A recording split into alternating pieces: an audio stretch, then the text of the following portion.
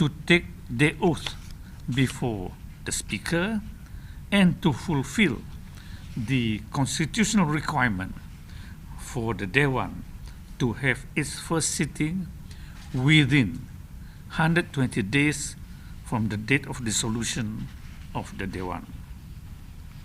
These 120 days constitutional requirement is pursuant to Article 21, bracket 4 of the State Constitution. Article 21, bracket 4 of the State Constitution states, quote, whenever the Dewan Undangan Negeri is dissolved, a general election shall be held within 60 days from the date of dissolution, and the new Dewan Undangan Negeri shall be summoned to meet on a date not later than 120 days from that date. The normal order of business, where the opening of the Dewan sitting with the royal address by Yang Dipertuan Negeri, debate on the royal address, and question time for the Ahli Yang Berhormat is to be held at a later date, which is yet to be decided by the state government.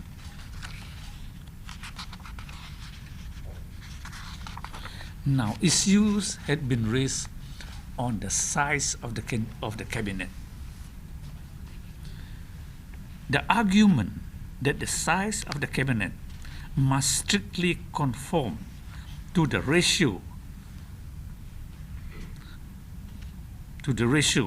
of the country's population between the cabinet and the country population is an old, stale, irrelevant tirade used by peninsula-based political parties to deprive any Sarawak's request.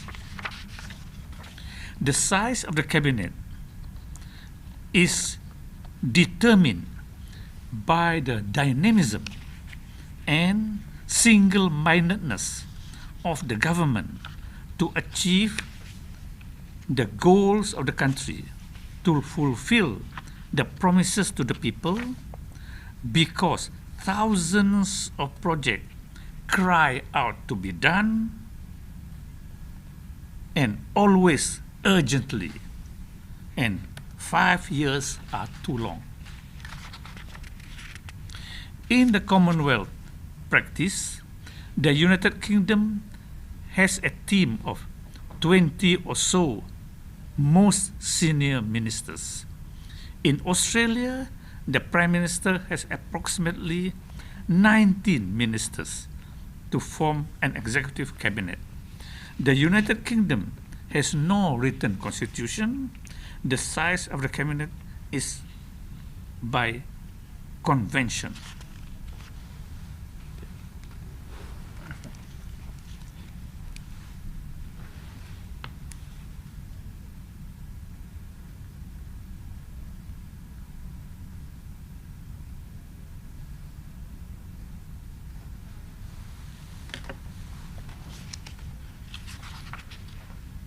In Canada, the cabinet comprises the Prime Minister and 30 members of the cabinet.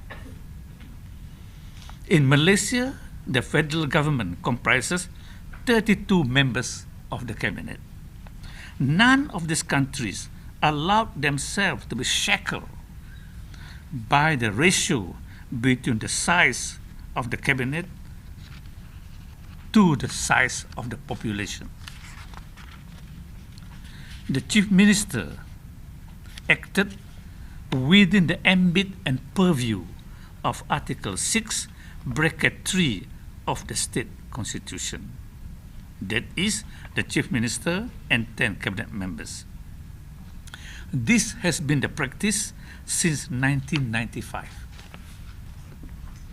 Sarawak has one Chief Minister and 10 senior ministers, The rest are junior ministers with no constitutional constraint.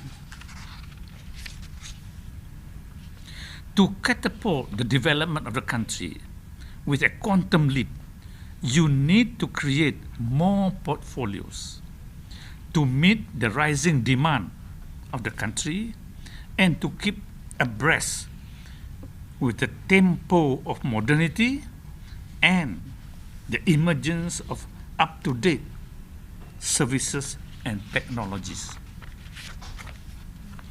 With the increase in portfolios and the constitutionally limited size of the cabinet, it is inevitable that the Chief Minister has more portfolios.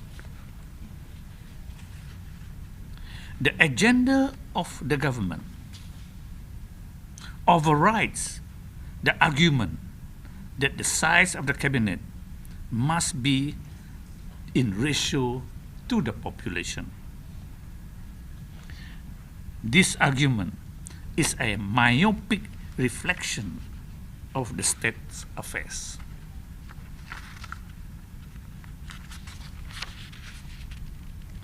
The landslide victory of 76 seats out of 82 is ample testimony what the people expect of GPS government.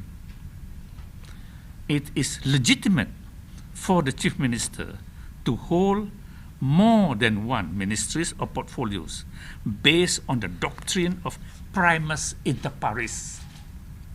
Primus inter pares is in Latin first among equals. The Chief Minister is the primus inter pares, first among equals.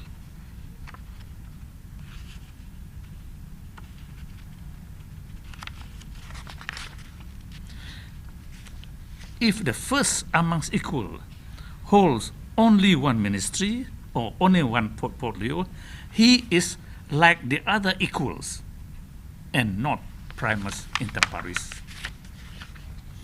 As to the remuneration of a cabinet member who holds more than one portfolios, this is covered by Section 11 of the members of the administration and members of the Dewan Undangan Negeri Remuneration, Pension and Gratuities Ordinance 2013. And this reads,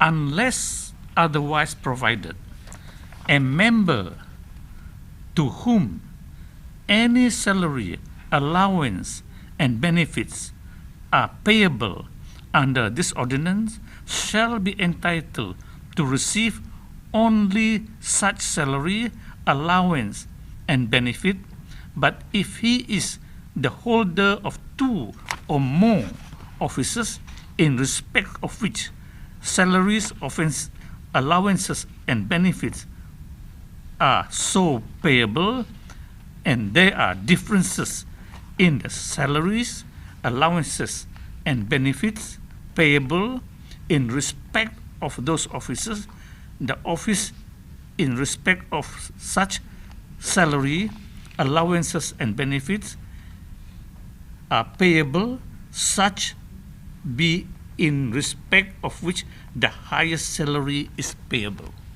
So if a member of the cabinet holds more than one portfolio, he is not to receive salary from each and every portfolio he is holding. He is receiving only which one is the highest of the salaries or benefits he received. Any question?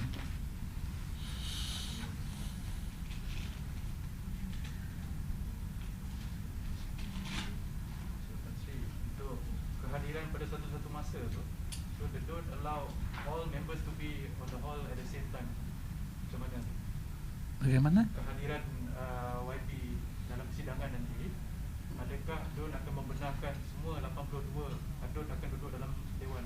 Ya. Ada kebimbangan COVID tak? Kita mengikut SOP. 50%. Ya, sebab Dewan kita luas. Dewan kita luas, kita ada galeri. Jadi isteri atau suami boleh duduk di galeri, yang lain semua dalam chambers. Sebab chambers kita boleh accommodate 108 ahli yang berhormat, dan di luar itu lagi ada kursi-kursi lain. Jadi kita boleh accommodate semua dalam one city, yang lain di galeri mengikut SOP.